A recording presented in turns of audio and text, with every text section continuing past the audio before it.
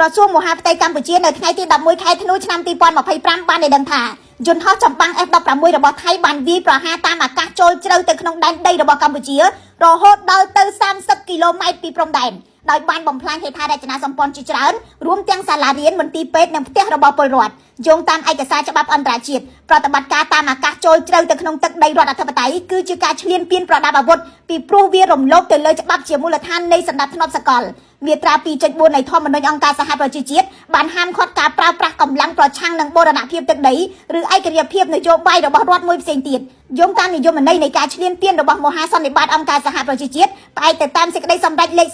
3314ការបញ្ជូនកងកម្លាំងប្រដាប់អាវុធទៅវាយប្រហារទឹកដីរបស់រដ្ឋមួយផ្សេងទៀតរួមទាំងតាមអាកាសផងដែរគឺជាទង្វើឈ្លានពានដូច្នេះយន្តហោះចម្បាំងថៃឆ្លងកាត់ចូលដែនអាកាសកម្ពុជាចម្ងាយ30គីឡូម៉ែត្រហើយវាយប្រហារភូមិឋាននានាត្រូវបានចាត់ទុកថាជាការវាយប្រហារដោយចេតនានិងខុសច្បាប់លើទឹកដីអធិបតេយ្យម្យ៉ាងវិញទៀតការវាយប្រហាររបស់ថៃសំដៅទៅលើជនស៊ីវិលអាចជាឧក្រិដ្ឋកម្មសង្គ្រាមបន្ថែមទៀតដោយរំលោភទៅលើអនុសញ្ញាទីក្រុងហ្សឺណែវស្តីពីការហាម5វាយប្រហារជនស៊ីវិលនិងហេដ្ឋារចនាសម្ព័ន្ធស៊ីវិលសកម្មភាពទាំងនេះក៏ផ្ទុយទៅនឹងសន្ធិសញ្ញាមិត្តភាពនិងសហប្រតិបត្តិការរបស់អាស៊ានផងដែរយោងតាមក្រសួងមហាផ្ទៃកម្ពុជាខេត្តចំនួន6របស់កម្ពុជាបានរងគ្រោះពីការវាយប្រហាររបស់ថៃតាំងពីថ្ងៃទី8ខែធ្នូឆ្នាំ